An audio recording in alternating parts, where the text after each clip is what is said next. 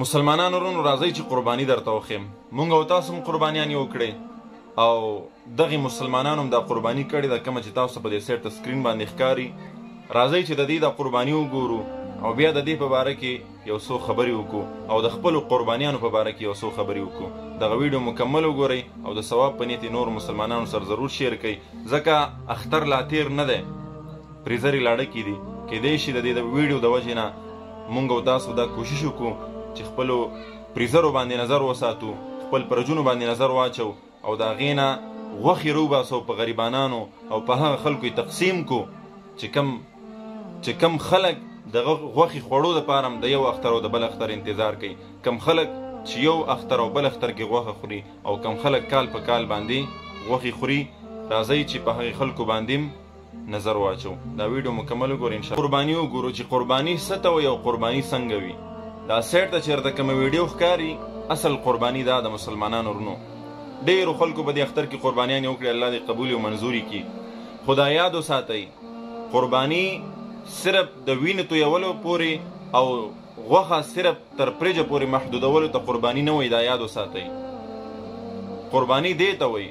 دغه ویډیو ما اوس وکتله او د دې باره کې چې ما کوم معلومات وکړو دا په ابټاباد کې په یو کلي کې داسې قرباني وشوه چې ټول کلي په یو ځای قرباني وکړه او هغه غوښه په یو ځای پرته وه او بیا چې کله د هغې تقسیم کېدو په داسې انداز کې د هغې تقسیم وشو چې غریب او صاحب استطاعت یعنی د چا چې وس شته او د چا چې د قربانۍ وس نشته ټولو ته یو برابر غوښه ورکړی شوه او ټول کلي ډېر په خوند او په مزې سره غوښه وخوړه.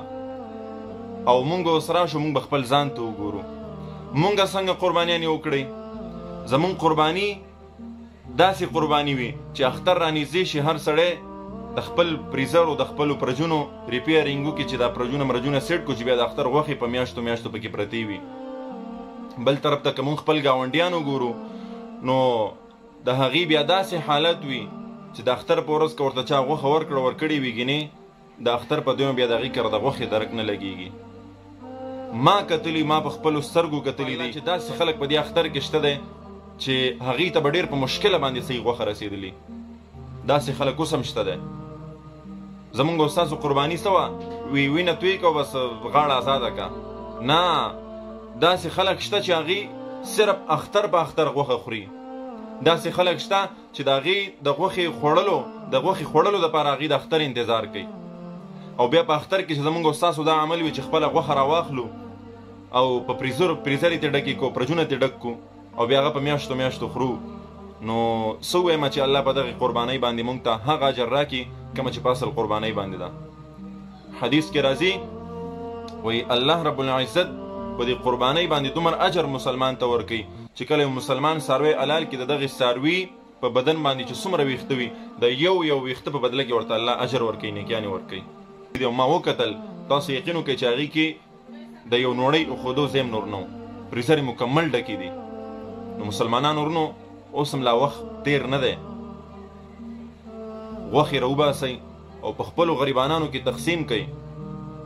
خپل ګاونډیان وګورئ، خپل کلي ګاونډ کې وګرځئ چې کم غریبانان څوک دي چا چې قرباني نه ده کړې په هغې باندې ښه خصوصي نظر وساتئ او د اختر د غټ اختر په دې خصوصي او اهمه خوشحالۍ چې قرباني ده په دغه کې خپل غریبانان شریک کړئ او الله دې وکړي چې را روان ځل د هر کلي د هرې صوبې او د ټول وطن دا حال وي چې دغه رنګې اجتماعي قربانیانې کېږي او بیا هغه صاحب استطاعت او هغه کس چې هغه قرباني نه ده کړې د ټولو غوښه یو برابر وي.